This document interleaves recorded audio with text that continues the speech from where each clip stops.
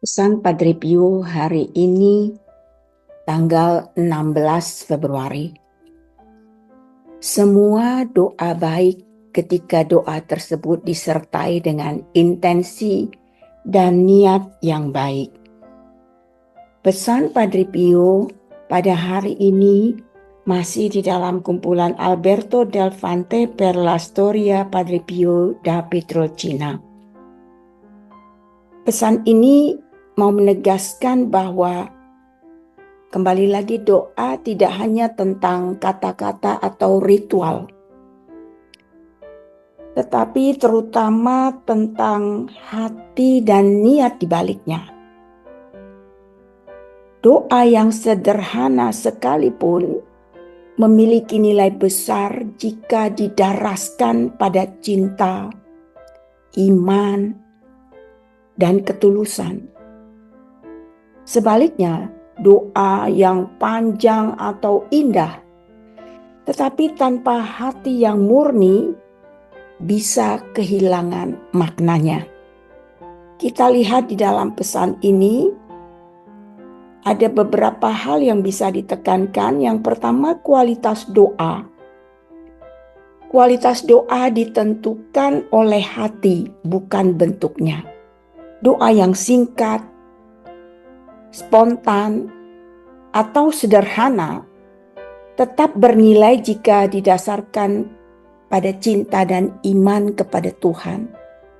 Makna yang lain dari pesan ini, niat yang murni lebih penting dari sekedar kata-kata. Jika seseorang atau kita berdoa untuk pamer, mencari pujian, atau dengan hati yang penuh kebencian, doa itu kehilangan maknanya. Bagian yang ketiga di dalam pesan ini, intensi dan niat yang baik.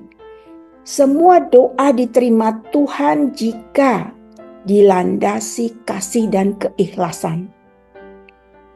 Tuhan tidak melihat keindahan kata-kata, tetapi ketulusan hati. Pesan ini bisa kita lihat kaitannya dalam kitab suci dalam Matius 6 ayat 7-8. Lagi pula dalam doamu itu janganlah kamu bertele-tele seperti kebiasaan orang yang tidak mengenal Allah. Mereka menyangka bahwa karena banyaknya kata-kata doanya akan dikabulkan. Janganlah kamu menyerupai mereka, karena Bapamu mengetahui apa yang kamu perlukan sebelum kamu meminta kepadanya. Yesus mau mengajarkan bahwa doa bukan soal panjang atau rumit, tetapi soal hubungan yang tulus dengan Tuhan. Di dalam Lukas 18 ayat 10-14, perumpamaan orang Farisi dan pemungut cukai. Ini juga kemarin kita bahas ya, ada kaitannya. Orang Farisi berdoa dengan penuh kesombongan, sementara pemungut cukai berdoa dengan rendah hati hanya berkata, "Ya Allah, kasihanilah aku orang berdosa ini." Namun Yesus mengatakan bahwa pemungut cukai yang dibenarkan oleh Tuhan. Ayat ini menunjukkan bahwa niat hati lebih penting daripada kata-kata yang indah dalam doa. Di dalam 1 Samuel 16 ayat 7.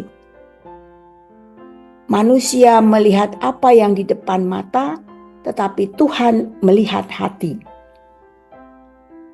Tuhan tidak terkesan dengan hal-hal lahiriah, tetapi lebih memperhatikan ketulusan hati kita. Refleksi dari pesan ini adalah jangan khawatir tentang cara berdoa. Kadang kita ragu ya, apakah doa saya cukup baik? Seringkali ketika diminta berdoa kita lalu menunjuk yang lain. Karena kita beranggapan bahwa doa itu adalah kata-kata yang indah, yang panjang. Pesan ini mengajarkan bahwa yang penting adalah niat yang tulus, bukan seberapa panjang atau indahnya kata-kata yang kita ucapkan di dalam doa. Refleksi Pesan ini juga untuk menghindari berdoa dengan motivasi yang salah.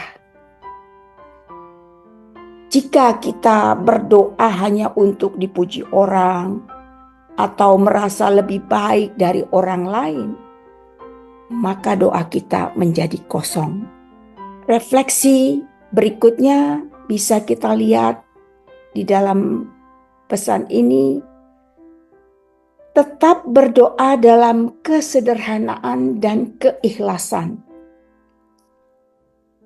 Doa bisa dilakukan kapan saja, di mana saja, dengan kata-kata yang sederhana, asalkan berasal dari hati yang penuh kasih dan kepercayaan kepada Tuhan. Ada mungkin yang beranggapan bahwa kalau saya mau berdoa, saya harus pergi ke satu tempat secara khusyuk. Bagus kalau kita bisa melakukan itu. Di dalam ayat yang lain dikatakan, masuklah ke dalam kamarmu, tutuplah pintu. Supaya apa? Supaya tidak dilihat orang. Di dalam pesan 1080 Kenosis kita juga diminta sunyi dan tersembunyi. Pesan Padre Pio ini mengingatkan kita bahwa semua doa itu baik, asalkan dilakukan dengan cinta, ketulusan, dan kepercayaan kepada Tuhan. Semoga dengan pesan ini kita semua tidak lagi ragu, takut kalau diminta berdoa. Misalnya diminta, ayo silakan pimpin doa. Apakah itu doa pembuka, doa penutup, doa makan. Tidak usah ragu-ragu. Yang penting datang dari hati, Roh Allah akan menuntun. Semoga pesan ini meneguhkan kita dan menginspirasi kita semua. Mari kita sampaikan salam kita.